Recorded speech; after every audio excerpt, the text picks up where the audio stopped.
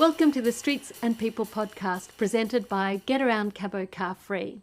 Get Around Cabo Car Free is a volunteer community movement advocating for more transport options for people who can't drive in Caboolture and Morayfield in Queensland. In today's podcast, we'll be covering one of these three broad topics. It might be Road Rules 360, where we discuss Queensland's road rules, the legislation, the design for people walking, biking, in wheelchairs or on a scooter. It might be Not Everyone Drives, where we chat with people whose transport options don't include a car in a car-dependent society. And it might be People and Projects, where our conversations are with people working on a specific aspect of inclusive transportation. Today we are having one of our People and Projects episodes, and I am very delighted to have Dr. Jennifer Kent from Sydney University. I know you because I was interested in the public health costs of cars. I kept reading about that and I was wondering what that was, and you were so kind and you offered to help me with some ideas and sending me information. So just a heads up how much I appreciate you sharing that information, because that's the sort of thing that makes a huge difference when you're in a community and you're trying to do stuff but you're really right outside the system. Oh, thank you. I'm on Gubbi Gubbi country in Caboolture, which is right on the north outskirts of Brisbane, where we have very poor quality active and public transport infrastructure facilities. Perhaps you might like to talk about yourself, what made you interested, some public health consequences. What is public health, for one thing? And then maybe what are some benefits of not being dependent on a car? Yeah, sure. Absolutely, Wendy. And thank you so much for having me and for approaching me. I really see it as my job as an academic and a researcher to communicate what I know about to the public. So I'm always more than happy to talk to people. I'm on beautiful Wongal land today, which is in Sydney on the banks of the Parramatta River.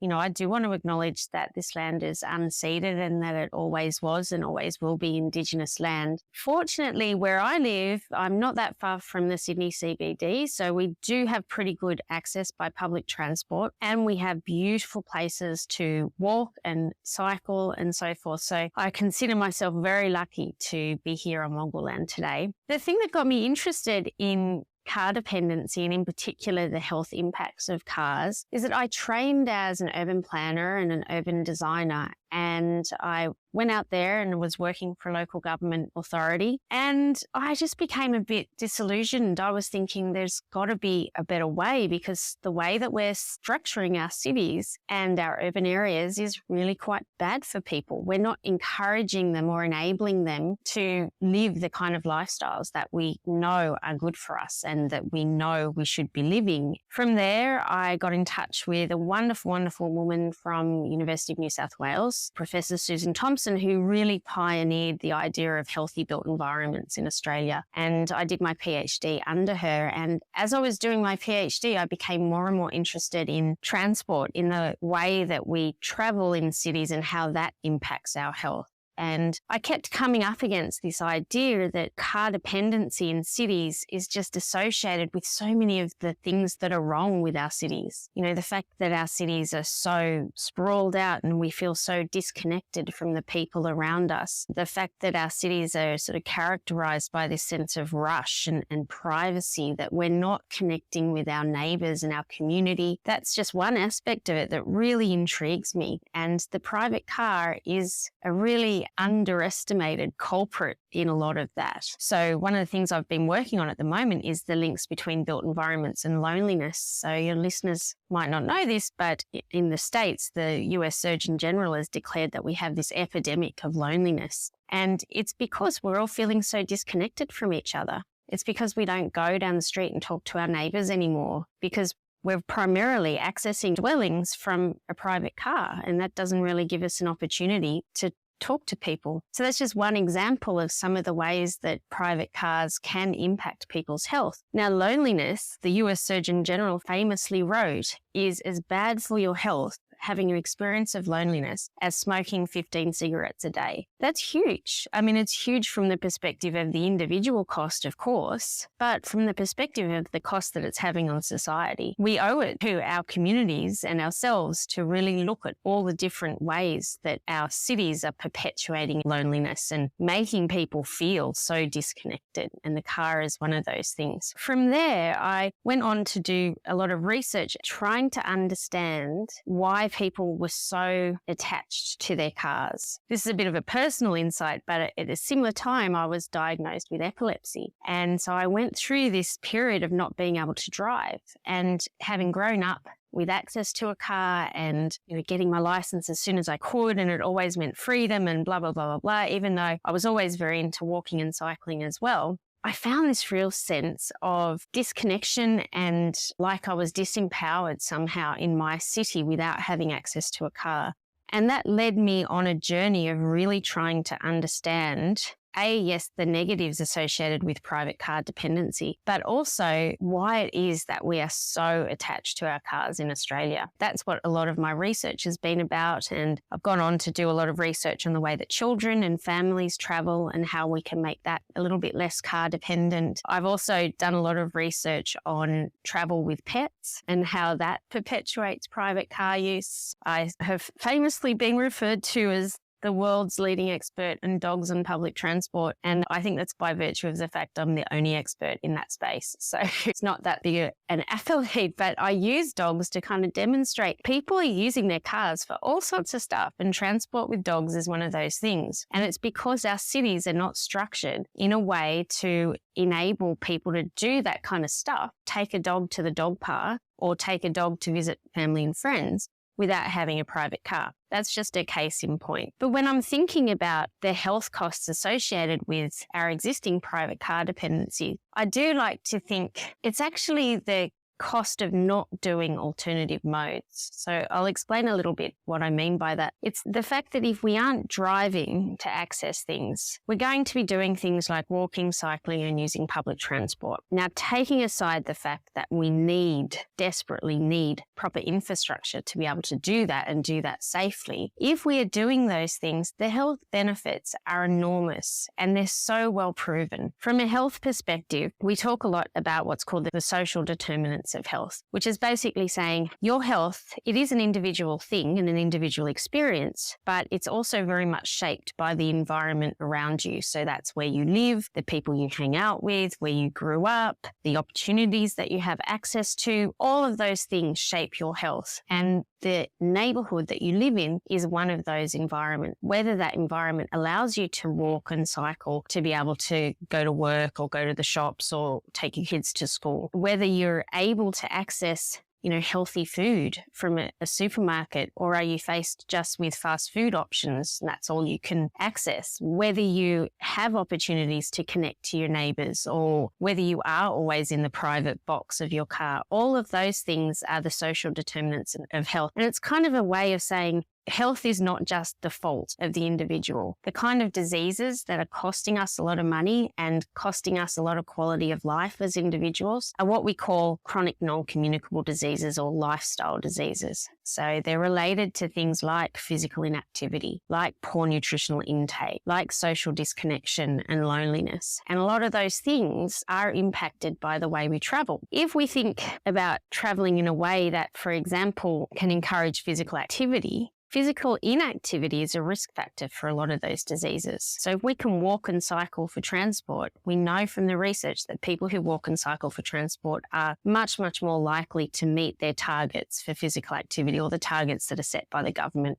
as recommendations for the amount of exercise you should get in every day. The reason for that is because if we can link physical activity to another purpose, like the need to get from home to work or the need to travel from home to the shops, we're much more likely to keep it up over time. Whereas if we try and set out to do an exercise program, we're less likely to keep that up. That's one way non-car use can promote a healthy behaviour. But let's also think about the way that we travel and that idea of social interaction that I was talking about before. So one of the big risk factors for loneliness is lack of social interaction. And interestingly, it's not necessarily just the interactions that you have with the people you're closest to.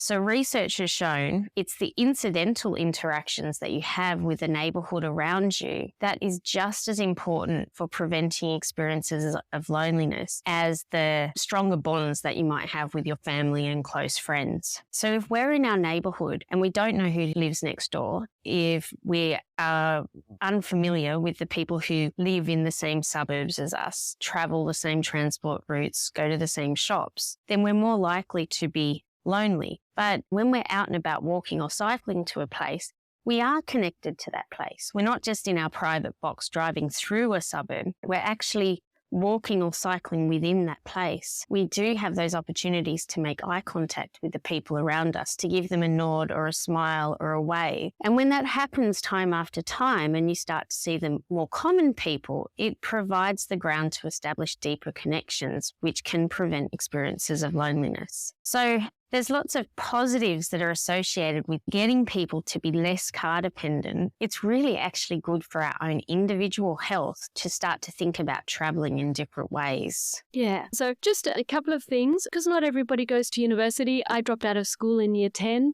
And then I went to uni later in life. So a doctorate is a long research project where you have to do a lot of analysis, you do a lot of research, and then you understand it, and it turns into this big long report called a thesis. Yep. Does that sound about right? You do an undergraduate degree, which is a bachelor's. Some students go on to do an honours, which is a small, very tiny doctorate. If you do well in that, then you can be offered to do a doctorate. So just to give people an idea that a doctorate and when you have a PhD, it's exactly the same thing. When I was looking into loneliness, Bank West put out some figures and they said it's about $1,500 per person per year in a whole lot of economic burden costs. So when I did the calculations for this area, Moreton Bay, it came to $60 million a year. Wow. And that's just 1 year and one local government area. And when I told the mayor that actually made him take stock a little bit. Increased gambling and more addiction and more medical visits, more medications.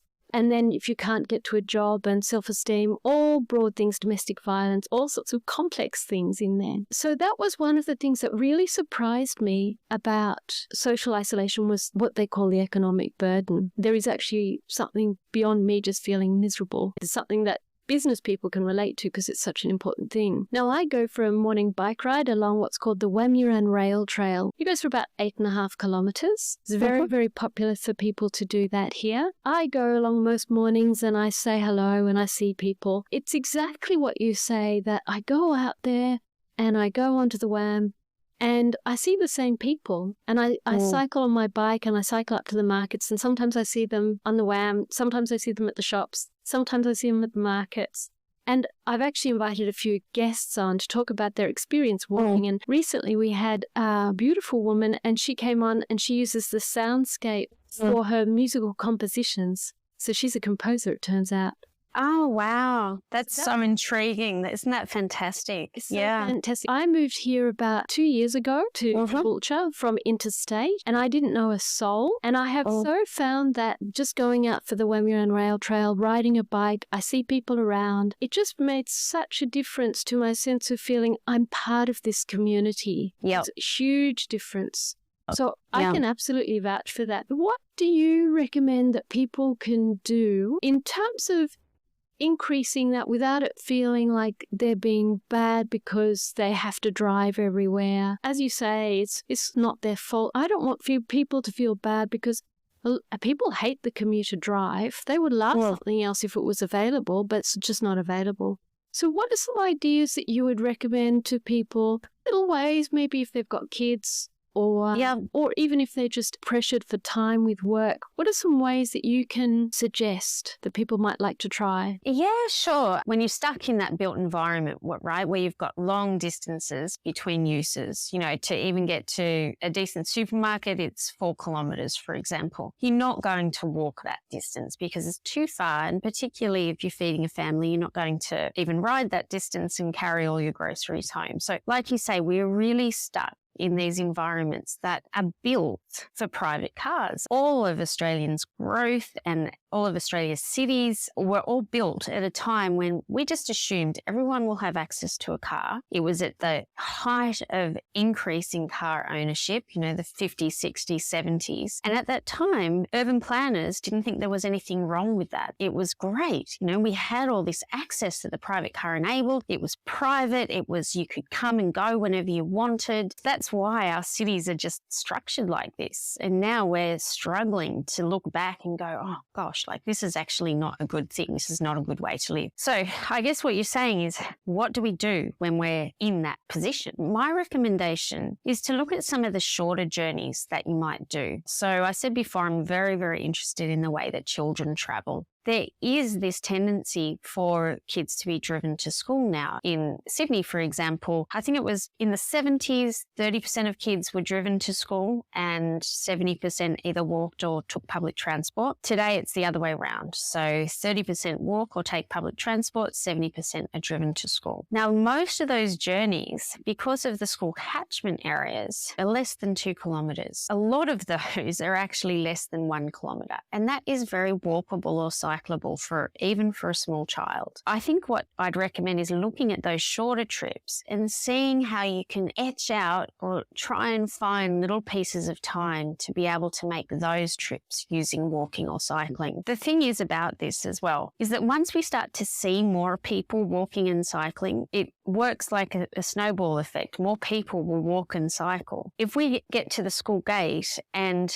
we're the only people who have walked, we start to feel a bit like, oh gosh, we're outsiders, we're not fitting in here, we're doing something different, and that's a bad feeling, right? But if we get there and everyone has walked, we feel much better about ourselves. I was speaking to somebody from the Netherlands the other day, and she told me that if you drive your child to school, you're actually seen to be a really bad parent because you should be encouraging them to walk or cycle. In the Netherlands, that is just seen as the best thing to do for a parent. Whereas we kind of have the opposite here in Australia. We are seen as bad parents if we let our kids walk to school, and we have this fear that it's dangerous. So that's my advice, is to take some of those small journeys. And the reason I'm focusing on the journey to school is that we know from the research that if kids are brought up walking and cycling to school, they not only grow up to be less car dependent adults, kids who walk to cycle in school consistently score better on intellectual scales. They do better at school. They have more friends. They're healthier. There's lots in it for people to look at that and say, well, look, maybe I can just walk my kid to school a few days a week. I know it takes more time. I've got kids, and in the morning, all you want to do is get out the door and get them to school on time. If we can commit to sort of doing that once or twice a day, starting small, we're actually contributing to our health, our child's health, and also encouraging that to be something that other parents might do, leading that sort of charge and making it a more normalised, common thing for people to do. We're actually just in the process of starting a Saturday morning bike riding group. It's a slow bike ride. It's for bike riders, scooters, wheelchairs, and for those who are really fit, the runners. And we just start at one end of the Wamuran Rail Trail, and then we go to the other, and people can join for part or all of it. And part of it's just to get people a sense of confidence that it's okay to ride on a bicycle. And get the kids used to it. So it's a really great place to begin gaining some confidence. A lot of the streets here don't even have footpaths. And we're going to have somebody on the show in a couple of weeks called Rod King. Yeah, I know Rod. Yeah. I was just about to say to you, Wendy, if there is one intervention that you guys could be pursuing up there, it would be to slow down the street speed. And he'll tell you all about that way better than what I could tell you. So just for our listener, watch this space, because Rod King has really started to look at how can we safely get people moving around more, just reduce the collision rates and fatalities and things that just come with a car. In terms of shopping and going to get stuff from the supermarket, one of the big supermarkets, one of the big two, will deliver groceries for $2. I think you pay for a couple of bags. And that's a lot cheaper than buying it at the supermarket, and you can do it from home. That's a lot cheaper than driving, and then it makes it so much easier. You don't buy things you don't want, all that sort of stuff. Just a heads up for people that you can actually reduce your car consumption and burden by just buying things from the supermarket, but you do it online and they'll deliver. That's just better because one vehicle is doing a lot of drop-offs in the area. So that's just better road safety, road management as well. So in terms of pets, a friend of mine got a dog and she would go out to the park every day because she was a bit lonely. And I think she wanted to meet a guy. Have you done any research about sociability, having pets and walking? A few years ago, I did a survey of about 1,500 dog owners. I wanted to know about the way that they travelled because I thought just that people who have dogs would walk more because there has been research done on that. And I wanted to look into those findings from Sydney. And, you know, the research says people who have dogs do walk more. Communities that have more dogs in them do have stronger measures of things like sense of belonging. They have less experiences of loneliness. They feel like they have more of a say of what goes on in their community. Dogs are really good as a social glue and a social fabric. But what I actually found in my research really shocked me. People were walking more with their dogs, but quite often they were starting their dog walk with a car trip to somewhere. They would drive their dog to the dog park, take their dog for a walk, and then drive them back. What I actually found was that we were doing so many trips with dogs in our car, things like visiting family and friends, taking the dog to school pickup and drop off, taking the dog to the pub, etc., etc. There's 2.4 million car trips in Sydney with dogs every single week. Dog ownership is a really car-dependent affair in a lot of places. And one of the reasons is because we don't all have a great dog park on our street corner and because we don't have great walking infrastructure. Because, you know, you've got streets without footpaths, you've got cars driving very fast, etc. But it's also because we maintain this peculiar prohibition of pets on public transport here in Australia. Not everywhere in Australia, but